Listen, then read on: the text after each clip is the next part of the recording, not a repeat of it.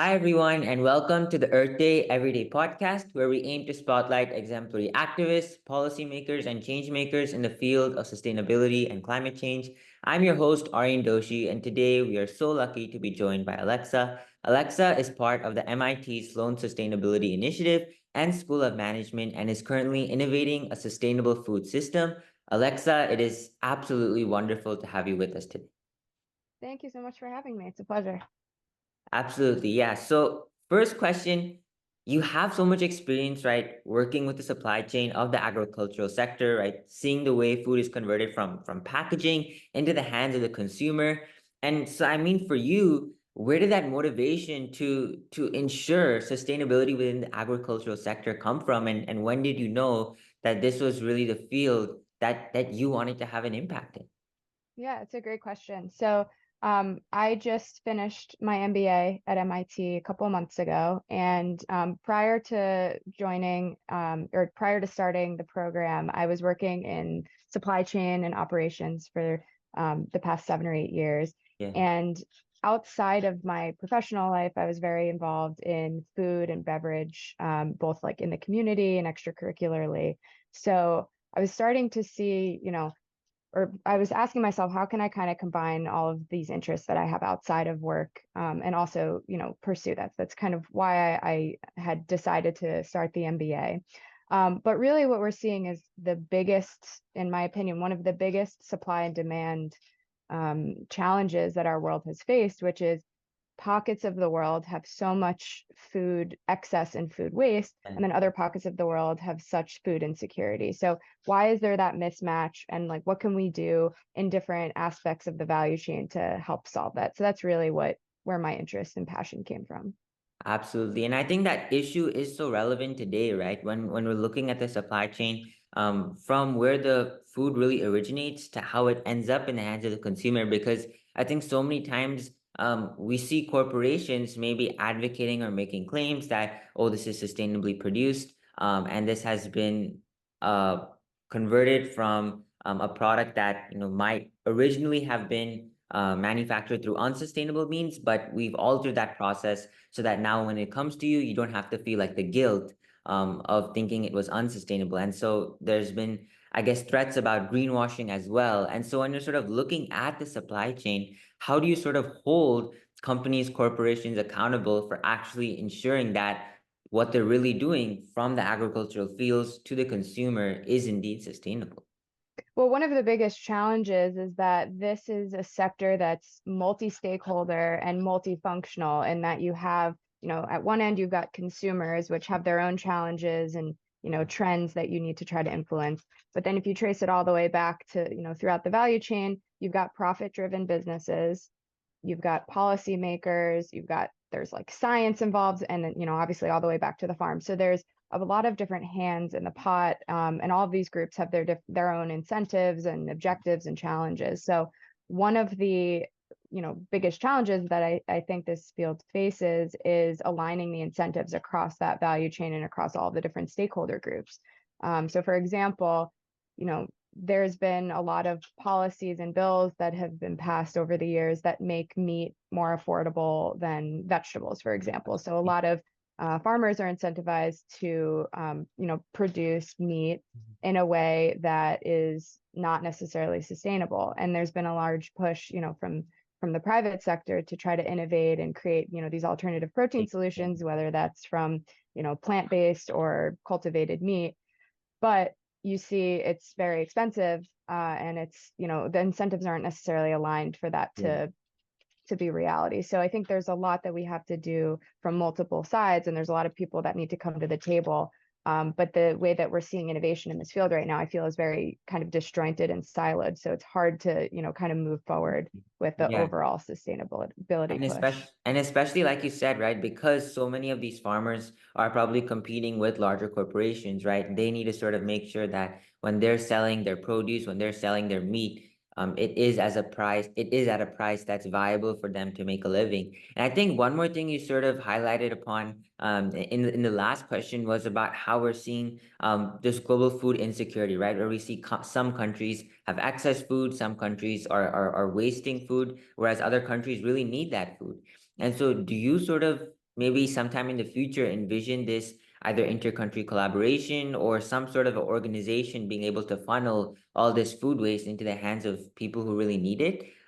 Like when you think about the food waste problem, do you think we can sort of maybe instill this notion of circularity where after we use a product, like it can find its way and into the hands of other people as well, so we ensure constant circulation and prevent waste? Do you think that's maybe an alternative we're looking at towards the future, or does it sound maybe a little bit too hypothetical and infeasible?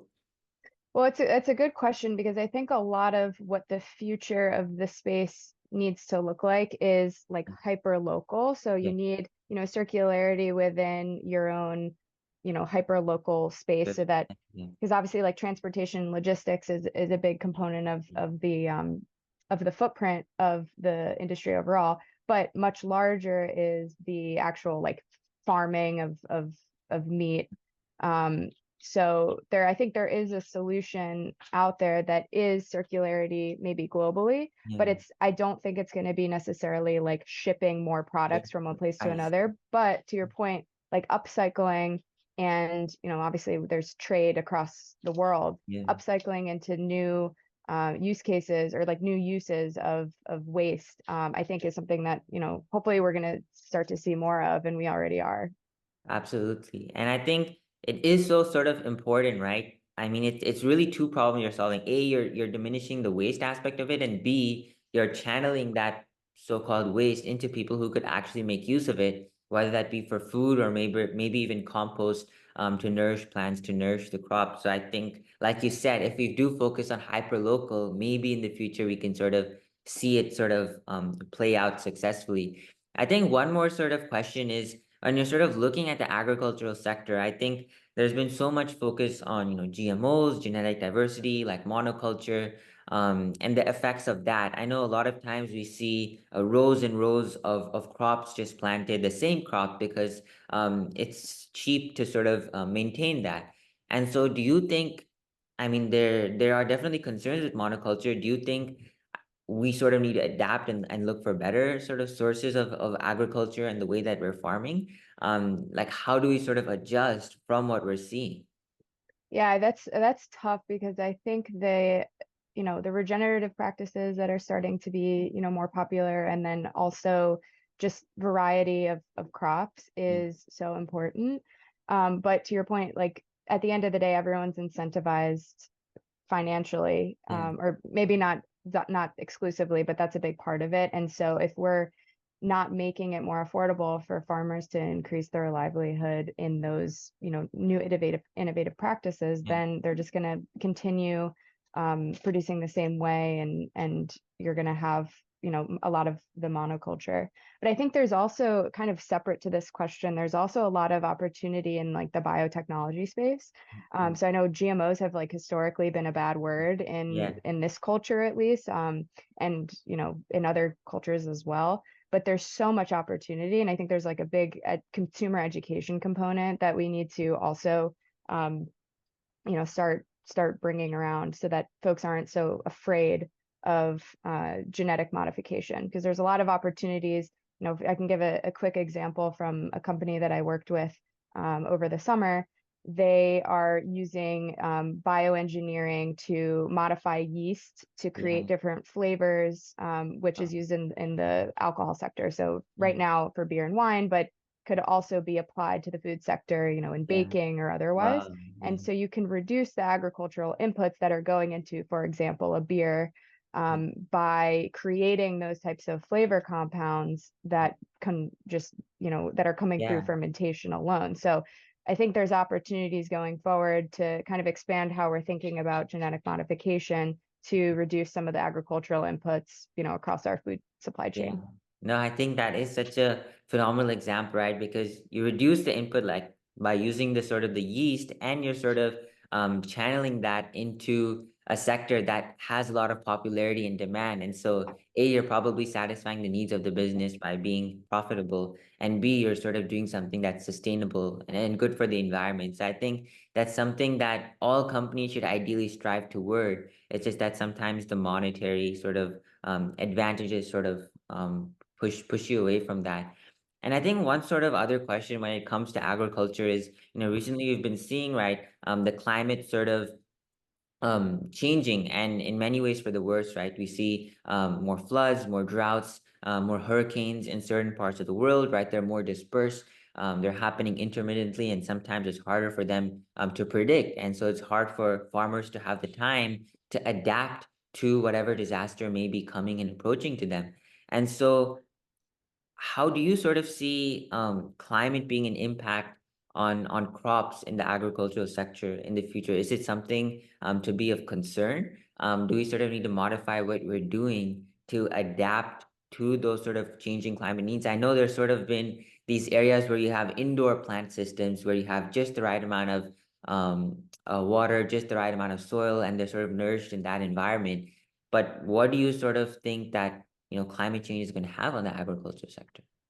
Sure, and some of those like hydroponic or vertical farming solutions are great, and have had a lot of success in the short term. But if we think about our growing population and Yeah, how much space we need to grow the food to feed all of the people in the world, yeah, it doesn't, at this point, to me, it doesn't feel like there's a feasible solution yeah, to bring things like inside, for example.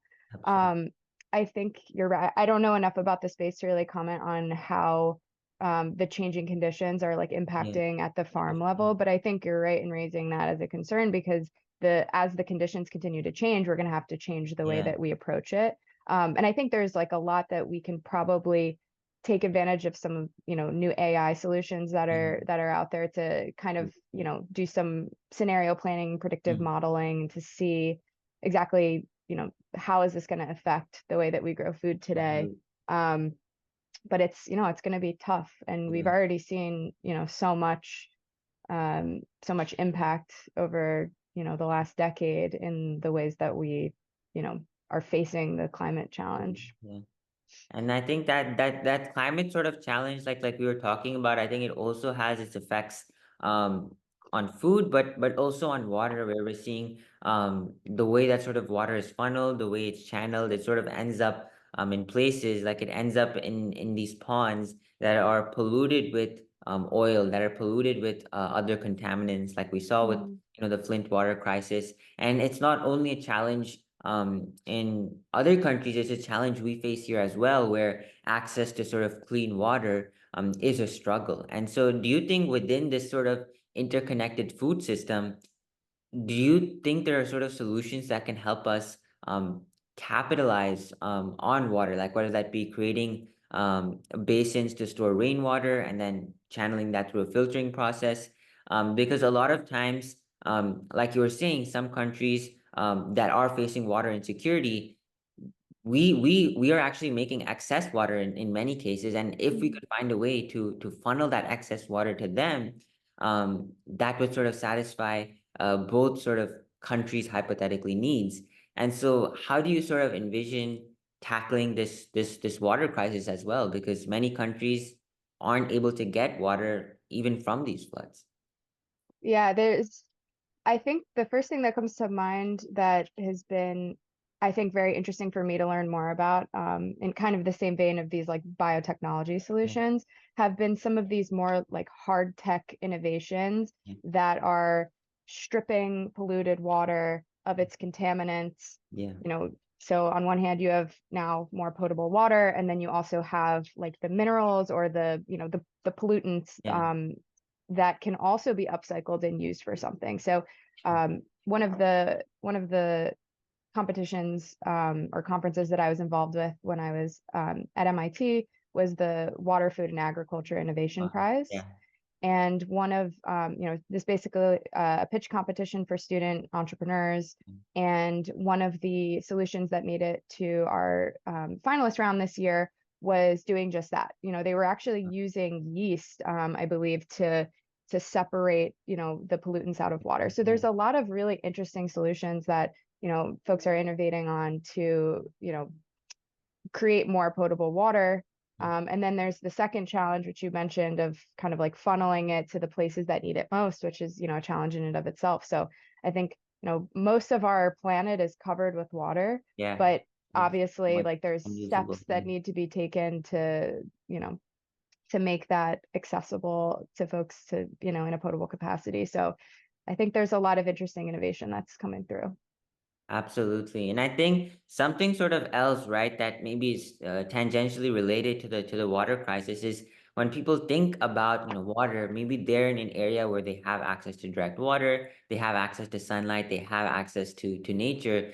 And so maybe in that sort of environment, they forget about the people who don't have access to it. I sort of like to Mhm. have this phrase called the people of today and right now, right? Because while we may have access to sunlight, to water, to nature, there might be farmers who don't have access to that. And we sort of forget maybe that globalist sort of mindset because these farmers are the ones who are providing us with food, they are providing us with crops. And so indirectly, we're sort of connected to them. And so a lot of sort of the media, I think, also focuses on this issue of we don't see it as a problem primarily because it's not affecting us, but how do we sort of alter that mindset to not only focus about us in our local areas, but also think about the farmers who actually are firsthand experiencing the effects of climate change and their crops indirectly impact us for food. Yeah, no, it's difficult. It's a hard question because, you have both farmers here and, Yeah, we're obviously we're based in the US right now, so we've got farmers in the US who are very much, struggling in certain ways with their own livelihoods. But then yeah, you've also got, farmers across the world, like you mentioned. So yeah, there's obviously like a big educational piece of it. But I think in general, people just aren't so aware of where their food comes from. It's true. obviously food is feels second nature to us because we just eat it and, multiple times a day for our entire lives. Yeah, And a lot of people don't think about where it's necessarily coming from. And then as a next step, think about the people who are making it or all the people who need to touch it throughout the value chain, yeah, from the farm all the way through transportation to the grocery shelf, to the or whatever the retail solution yeah, is, and then to your plate. So yeah, it's, an educational piece, but it's also people have to kind of be interested, and you're so, not going to be able to influence everyone. But I think one of the challenges that we must, start to face is how do we engage more people for to sure. Yeah. recognize that there's challenges here and, bring together different and more, diverse opinions and backgrounds to solve the crisis. And I think what you were talking about there, right, with the value chain, right? I think that in itself is how we have certain foods like meat have such a high carbon footprint, right? Because it's not only it's I think many people sort of are distant from that process because they see it or they see some sort of vegetables, fruit, whatever is in front of them, but they forget about to sort of cultivate or to produce meat requires tons and tons of water, and you're probably gonna have a truck that's gonna ship it right from the agricultural facility to the manufacturing company, and then from the manufacturing company probably to the store. So there's this whole sequence of process, and in that sort of chain, you're going to have fossil fuels emitted, you're going to have combustion, and so each sort of food that you see is going to have such a high carbon footprint. And I think one solution that I've sort of seen play out is many sort of companies using whatever food waste they have and then finding a way to turn that into compost and into soil that you can then just feed to your plants and have them nourished that way. Have you sort of seen that play out? And do you think that that's a feasible approach where whatever sort of trash that we have, rather than creating this confusion of trash, recycling, compost, if we're all just able to channel that into maybe soil or some other alternative and then use that to nourish the crops potentially in a garden, do you think that's a solution we can see play out? And I definitely think it is, it has been used throughout time. But, some examples that come to mind for me, we're talking about kind of like the economic Yeah, implications for decision making here. If absolutely. it's, say a farmer is growing apples, for example, Yeah, and, some of the apples seem to be, ugly. So they're probably not going to sell on a grocery shelf, although they have like all of the nutrition and, yeah, everything that they for would sure. require. But because the consumer isn't interested in them, it actually becomes more expensive for the farmer to like cultivate and then, Good. for them to ship it, Yeah, manufacture to the manufacturing or to package it, bring it to the shelf. So they end up just letting them rot at the farm. Yeah. But then they do become compost, and ultimately it's kind of this circular process. But it's interesting just to kind of see how the economic implications weigh into some of that decision making. And then another interesting application, as I mentioned before, I'm kind of involved and interested in the beer industry. So I've seen that, the beer making process, one of the waste ingredients is spent grain. So after the beer is or after the grain is kind of like soaked, Sure. Yeah. um, and the mash is created, anything that's left over after the process is basically like wet grain. Yeah. Yeah. And historically that's just been kind of thrown in landfill, and Yeah. it's pretty large volumes of Um, grain that's coming out. But then in more recent years, there's been partnerships that have formed between breweries and local farms. So yeah. they use it as kind of like animal feed, Well, which yeah. I've my own thoughts on whether or not that's the Yeah. highest level upcycling we can do. Because of course there's other companies that are making it into snacks for human Absolutely. consumption, Yeah. which is great. And then ultimately, there's now some interesting innovations coming out where you can kind of strip the excess, like the residual sugars Yeah. from that spent grain and use it to create additional like Wow. alcoholic products. So there's a lot of like interesting things that are happening. Yeah. And that's, kind of translates across the food industry more broadly.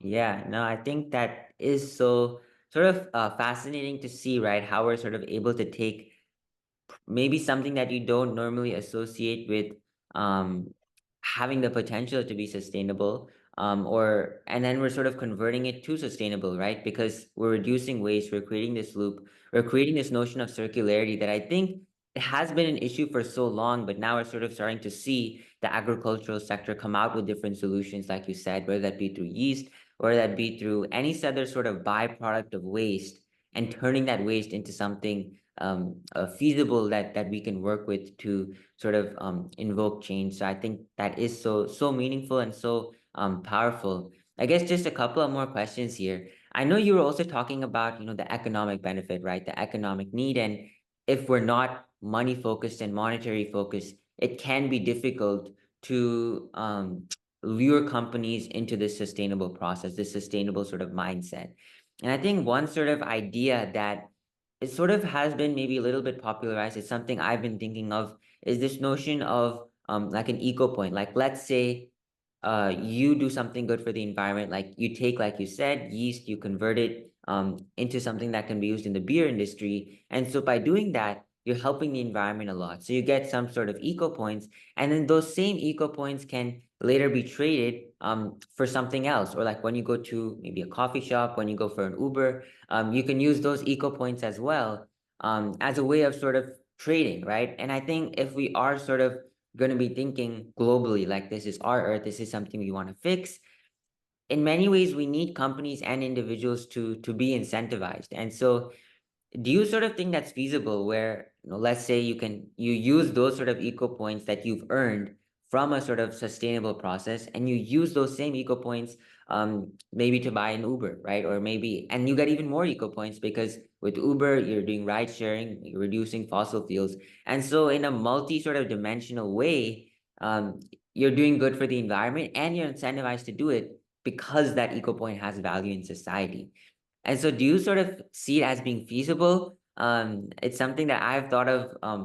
Do you sort of think it as being feasible for the future?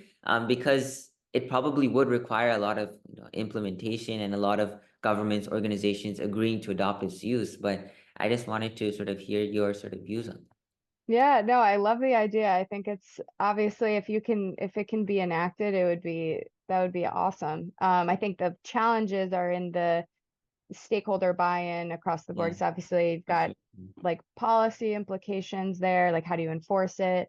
Like for example, if you're using the eco point on Uber, Uber is going to have to accept that as a form of payment, Absolutely. right? So, and then how is that being offset? Is the government providing subsidies to Uber? So there's definitely a public-private partnership requirement, Yeah, which I think is ultimately what we need is public sector and private sector working for sure. together.